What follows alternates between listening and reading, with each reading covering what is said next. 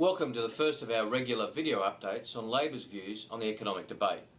This week in Parliament we've been showing that the government's been deliberately inflating the projected budget deficits to justify cuts they always intended to make, and also to engage in a political campaign to mislead the Australian people about the legacy of the previous government. One good example was in question time on Tuesday. Our Deputy Leader, Tanya Plibersek, asked the Prime Minister what the government's policy is on increasing foreign aid to 0.5% of gross national income. He said in Parliament it's only an aspiration and we wouldn't meet that projection until after the budget's back in surplus. Once the budget is back in sustainable surplus, then we will reconsider this matter of 0.5% of GNI. However, Joe Hockey's mid-year economic statement said that the government would meet this commitment in 2017.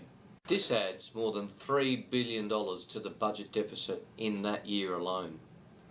This is just one example, whether it be the $9 billion transferred to the Reserve Bank or changes to economic assumptions and modelling.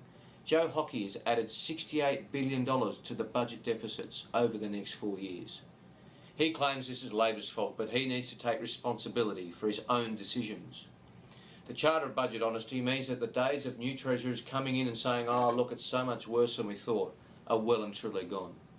The pre-election economic and fiscal outlook, signed off by the Secretaries of Treasury and the Department of Finance, shows the true state of the budget inherited by Joe Hockey, not the confected budget emergency that Joe Hockey's talking about. He's trying to make the budget look worse than it is, to justify cuts he always intended to make, and also so he can claim credit for a budget turnaround if he changes the budget assumptions back in future budgets. Now also this week we saw the debacle of the government's handling of changes to financial advice laws. This week was the 5th anniversary of the collapse of Storm Financial. The collapse of Storm was a wrecking ball which caused huge losses for thousands of ordinary, hard-working Australian investors. The collapse of Storm, together with that of Trio and Westpoint, caused the previous Labor government to introduce new and better protections for financial advice. Westpoint's a good case in point. Thousands of mainly Western Australian investors lost $310 million because they received advice from financial planners that it was a good investment. Planners were paid an average of 10% commissions for this advice to invest in what it was in effect a Ponzi scheme.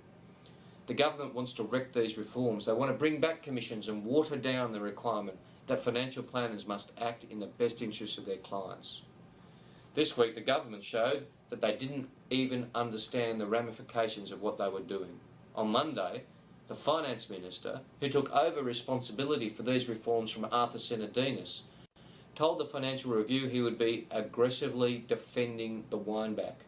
On Monday morning, he was incorrectly claiming on Twitter that the changes would not bring back commissions. When he was told he was wrong, he started to understand the ramifications of his policy, and then he panicked.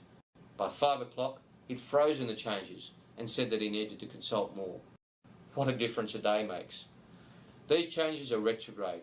Labor has said it, Choice has said it, the National Seniors Network has said it, even the Financial Planning Association has said it. The changes shouldn't just be paused until after the Western Australian election. They should be dropped altogether.